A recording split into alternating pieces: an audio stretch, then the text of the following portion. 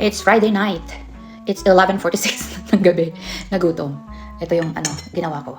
So, plantain, nilagyan ko ng peanut, and then raisin. It's a little bit of fiber, fats, protein. So, kompleto na siya. Tutulog lang naman mamaya. Nagutom di ba? So, it's a better option rather than yung iisip na kakainin. Rather than bread. So, dito na lang. Whole food. Tapos, in-air fryer ko. For sure. Yung peanut butter, may chia seeds din siya. Then, may coconut something. Top. Then, hot water with peel ng orange, cloves, at saka fresh mint. And then, may ginger pala. Sarap nito. So, ito yung good choice. Plantain. Walang plantain sa atin, no? Wala. Sa Pilipinas. Damilig. Or any saging.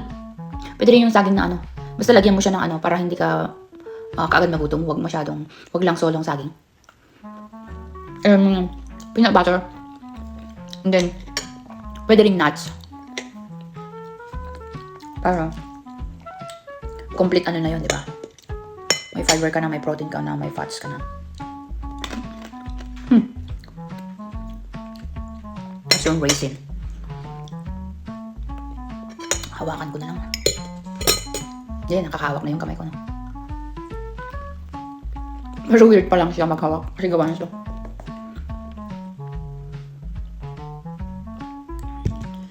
Yung cloves nakakatulong na rin sa pagtulog. Kasi siyempre hindi pa pupunta sa tulugan dahil kakakain Nagutom na ako kumain.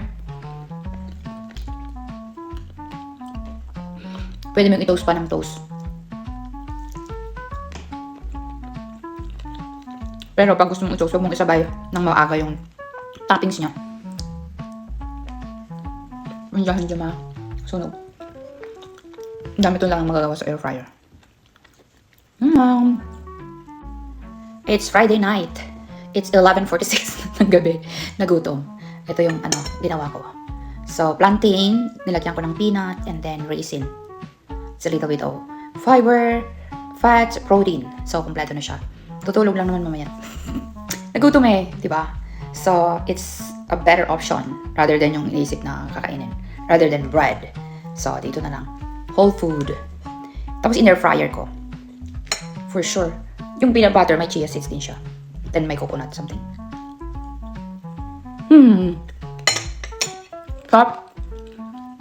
Then, hot water with peel ng orange, cloves, at saka fresh mint. Diba? Sarap nun. Fresh mint. So, ito ngayon. And then, may ginger pala. Sarap nito. So, ito yung good choice. Plantain. Walang plantain sa atin, no? Wala. Sa Pilipinas. Damilig. Or any saging. Pwede rin yung saging na Basta lagyan mo siya ng para hindi ka kaagad magutom. Huwag lang solong saging. Peanut butter. And then, pwede rin nuts. Para, complete na yun, di ba? May fiber ka na, may protein ka na, may fats ka na.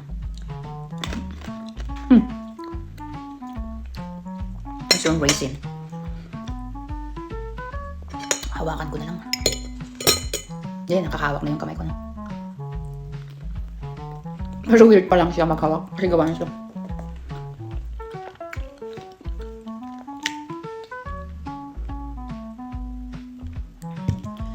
Yung cloves nakakatulong na rin sa pagtulog.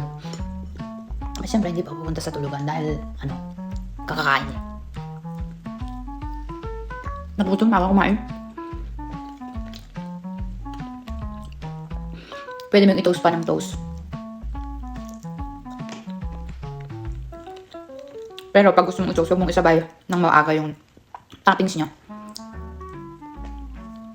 Hindi masunog. Ang dami ito lang magagawa sa air fryer.